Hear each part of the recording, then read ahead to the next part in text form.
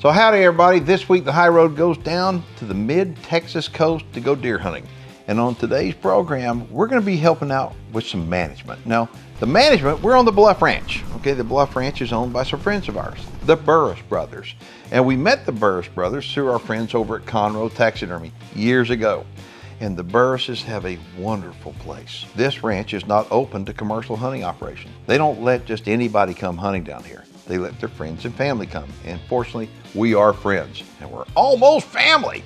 But they asked us to come down and help them out with management. So joining me is Johnny Piazza. I've had quite a bit of success out here at Bluff Ranch. I've taken a pig out here. I took a nice management buck back in the day. And regardless, whenever I'm out here, I just enjoy seeing how our management has paid off. Now, as far as self-filming goes, it can be tough. When you're trying to get the camera and the gun on the animal at the same time, it can be very difficult. That's why we're gonna be bringing these Kofi Eggers along, where we can prop that gun up, point it at the animal, adjust the camera, hopefully get a good shot. Now the objective is to go out and try to knock down as many hogs as possible, and at the same time, take some management deer. So the plan is quite simple on this trip. Keith and I are gonna be splitting up.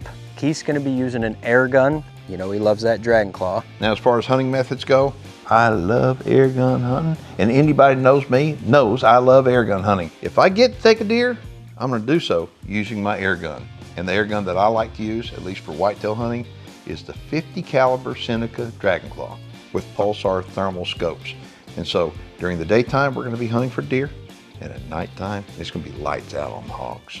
You always see me using scent killer to eliminate human odor, but one of the things I think a lot of hunters wind up overlooking is their odor off their shoes. What I wind up doing, and even though I'm using waterproof shoes, I like to go ahead and just spray them down with scent killer before I go to my area. All right, so this particular spot is really a cool spot. I've had a lot of success with it in the past. I've wound up taking deer and hogs out of here. So all of a sudden this one buck comes out, and I mean, it's like Mr. Beautiful. I mean, look at this deer. Everything about him is beautiful. I couldn't bring myself to shooting him because I can't wait to be back in the same spot next year and look at him with another year on him. So as you watch this video, you think, man, I'd have shot that deer and that deer, and man, y'all got it made. Look at all these deer you're looking at. I want to address that. First off, because most of these deer that are walking out on me or walking out on Johnny, the reason why they would be shot in most places is because it'd be all you could shoot. But Texas is privately held, and private landowners do the best job of wildlife management there is. Private landowners make the decision what goes on their private land, and hunting on private land is so good because of it. So as we're sitting here watching these bucks come and go, watching the amount of quality wildlife, it's all due to one thing: private land ownership. All right, so we are at Bluff Ranch. And if you watched the show in the past, then you know all about Bluff Ranch, because this place is absolutely game rich, and we do a lot of shoot 'em up bang bangs out here. And right now, we're here on a management hunt. The pigs are overpopulated, so we're gonna try to shoot as many of those as we can.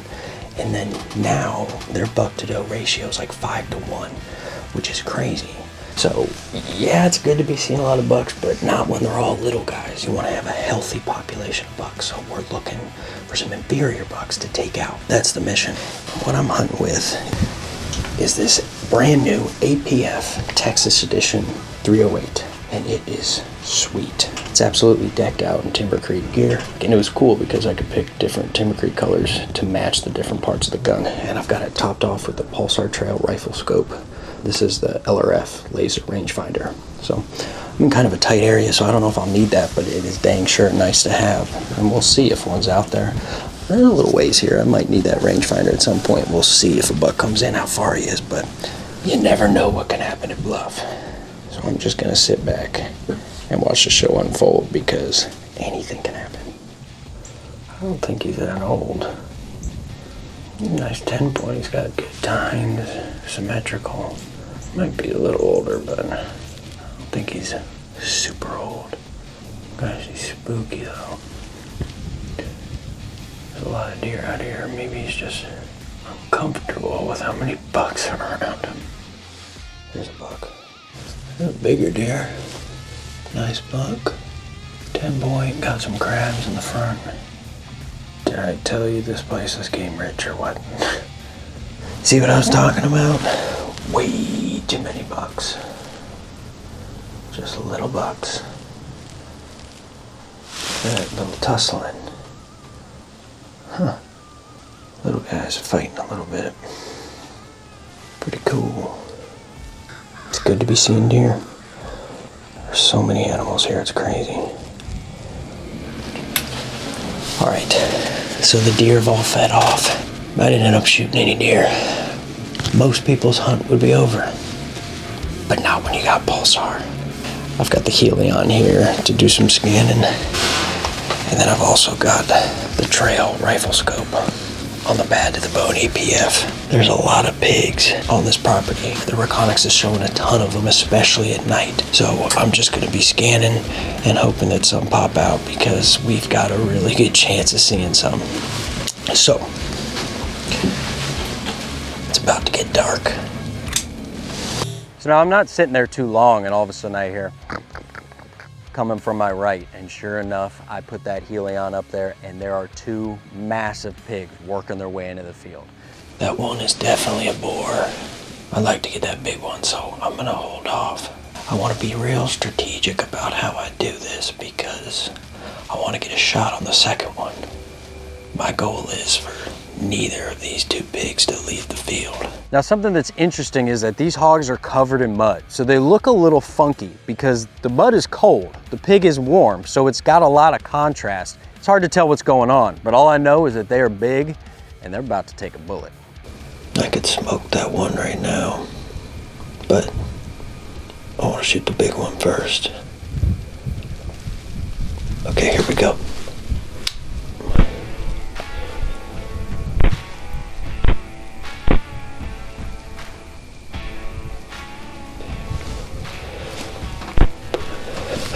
All right,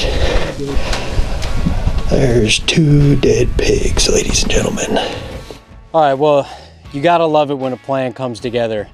This was exactly what I had in mind. First of all, so this is a massive boar. This is exactly why I waited to take this one, because I wanted to make sure to drop this one where he stood, because I knew he was big, but I had no idea that he was this big. This guy has to have some true Russian boar in him, because look how long that snout is. He's got like a 2-foot face and he's got these razor sharp long cutters, man. I mean, you can tell it's just a super, super mature boar. He's definitely been around the block and definitely done some damage and tore some stuff up. That's why I took my time, because I wanted to make sure to get this guy. But the awesome thing about using this APF is the quick follow-up shots. Because as soon as I smoked this guy and I knew he was down, I turned and I saw her there and one shot and then a few follow-up shots, and I had that Sierra ammo in there and the trail. You really are the ultimate predator with that Pulsar thermal gear. So this trip is far from over. We are going to keep things rolling.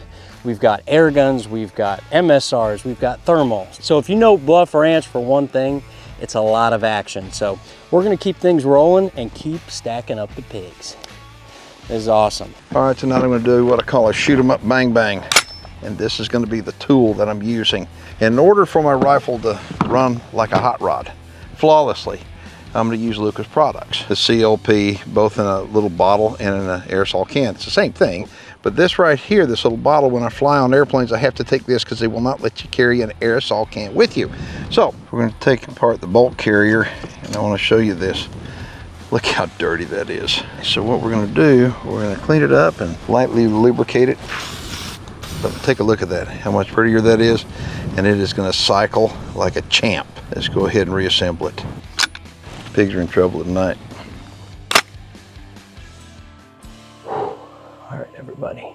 It is a warm Texas evening for being December. I don't know if you can tell by my face, but if it looks like I'm sweating and red, it's because I am. But I think these Texas deer are a little bit more acclimated than those northern deer to the warmer weather, so hopefully it won't keep them from moving.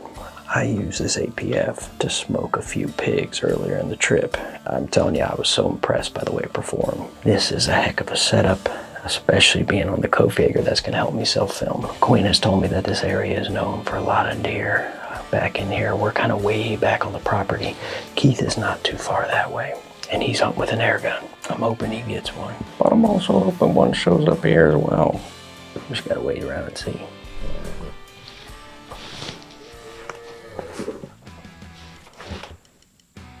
It's a cow. thought it was a pig. We're good. There's some does coming in. They got a good amount of does here, but they've got a lot of bucks, like more than you would think. There's a smaller buck.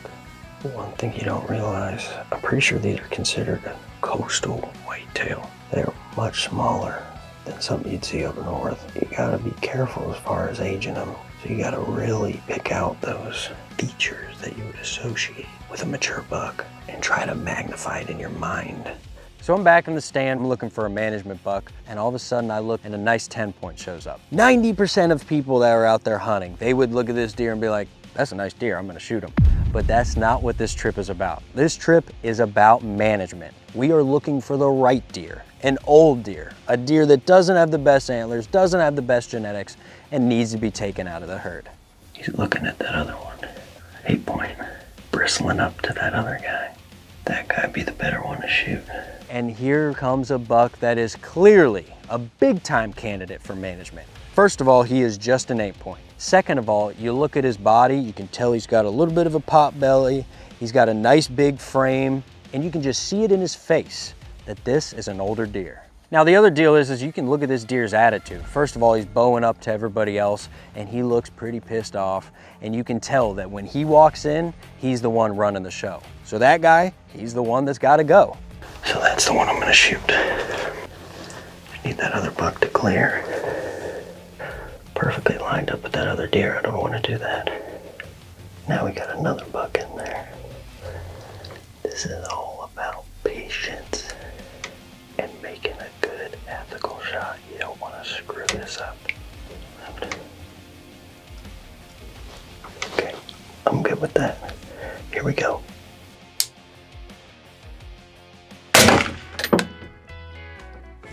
Now this deer gets hit and I know he's done because he starts running right at me, tucks in the woods. You can see the blood pumping out on the pulsar. There ain't no way he's going far. All right, everybody. It was tough getting him out of there because it's thick, but I got him out of there so you can check him out in all his glory. This is a beautiful buck. I like the deer down here because they're smaller than the northern deer. You know, it's not what you're used to seeing. These are called coastal whitetail. And actually, we were joking earlier, it resembles a coos deer, which if you know what a coos deer is, you know exactly what I'm talking about. But regardless, this was a perfect buck to take. He was a little bit older. He was just an 8-point, probably wasn't gonna get much better than this. So rather than take that 10-point, I went ahead and passed the 10-point and took the 8. To reinforce what I'm talking about here, later on, after this guy expired and it started getting dark, a massive 10-point came in. Just a beautiful buck, perfect frame, just everything you wish for in a whitetail. And it was awesome to see him because that's what they're going for out here. They want more of that. But this guy is an awesome deer, was an awesome hunt. That APF, once again, just proved its worth. It's a really accurate gun and also a lot of fun to use. I love hunting with MSRs. Perfect ethical shot. This is actually the exit. I'll tell you what, that Sierra game changer ammunition really puts it on them. I mean, they don't go far at all. And something else is, we use pulsar thermal during the day. A lot of people don't realize that you can do that. But being able to hunt whitetail with thermal adds a whole different element to the hunt. I just enjoy getting to come out here and do this, especially with the Burrises, because they're just great folks. Like I said last time, it ain't over yet, because the action never stops at Bluff Ranch. Awesome hunt, ethical kill, real good time. Oh man, can you tell that I'm sweating? Because I'm sweating bad. It is a warm Texas December, folks. I've never been a part of a December that was this warm, and I grew up in Florida. That being said, hopefully the deer is still gonna move. We're trying to just take out a mature deer, and I was fortunate to shoot an 8-point earlier in the trip. That was a real good one to take. Now I'm looking for a second one. They run MLD, so you can take as many as you want, just as long as they got the tags for them under the MLD program. I've got a buck right there. I think he's a younger deer, but I can't tell yet. He's real jumpy. I don't know why. Looking back like someone else is coming in. Oh, because they are. It's a doe. 2 does. I've got the gun on the coat digger here, and I'm just eyeballing this buck right now. He looks to be a younger deer. 3.5 probably.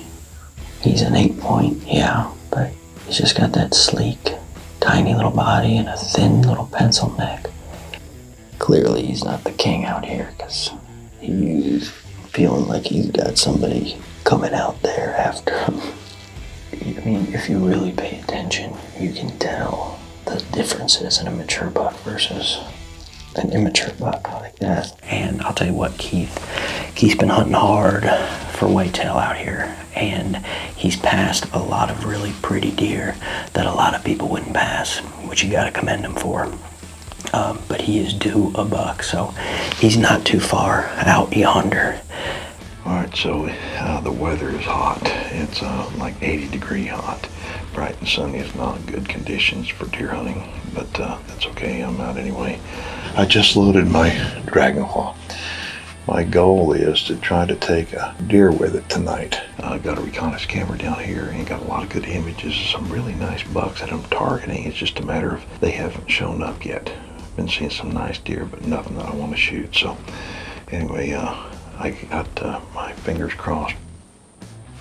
Oh, 6 points. The same first buck we saw this morning. Boy's paying attention to something, isn't he?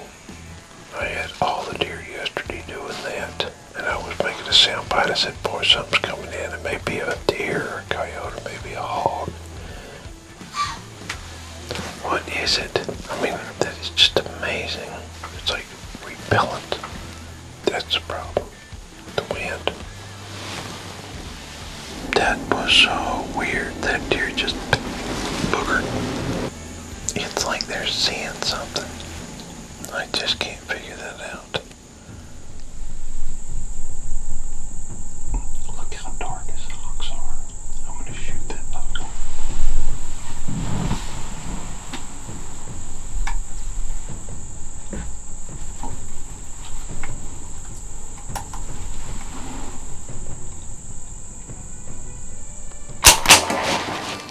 Got him.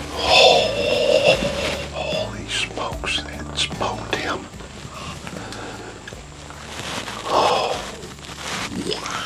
I want to tell you that this is a perfect little management buck to take. I think he's 4 years old. The coastal whitetails are a little bit smaller bodied than normal Texas hill country whitetails, and so they're pretty hard for most people to judge, but this guy certainly by this age should be a whole lot better antler-wise than what he's looking now. I will tell you this, we've been coming down here for several years, and the management strategies that are being implemented here on this ranch are working because we're seeing more mainframe 10-point bucks than ever before. I shot him with a big bore air rifle. Okay, this is Dragon Claw. You see me use it on everything from Cape Buffalo to hogs and you name it. It works wonders. And I shot him with this arrow right here. Now I'm going to show you the wound here in a second. Take a look at this broadhead. This broadhead is the Rift broadhead by Thorn. This is a 100-grain mechanical broadhead that expands upon entry. And you may be wondering what the wound looks like. Okay, I'm going to give you an opportunity. If you're offended by holes in deer, you need to turn this off. Don't watch it, okay? Because I don't want to hear from somebody, you didn't warn us. I'm warning you. And I'm not going to warn you anymore. Here's the hole. Look at that. You ever seen a hole like that in an animal? It's big enough to put a baseball down in or your fist. You talk about doing this guy in quickly, ethically, and again, big bore air rifle hunting is a lot of fun, and I like doing it not just for management hunts, but doing it for everything. So we're gonna get this guy tagged up, head back to the house, and get to work on him. So this is a 3-day hunt. We've got plenty of time left to knock down lots of animals, but not plenty of time left for this TV show. So we're gonna make 2 shows out of this. You know, on today's program, Johnny knocked down some hogs, and then I knocked down a nice buck, and he knocked down a nice buck. And if you want to see this upcoming episode, make sure and stay tuned for it. If you're watching on our YouTube channel, subscribe. Coming up, we'll be showing you part 2 of this Bluff Ranch Management Special. I'm Keith Warren, and we'll catch you next time. Now there are a lot of deer in the field, and this guy starts heading right across the field, and I know that I do not have long. If I can stop him. And so I get in this one situation where I see hogs, and they're dead meat.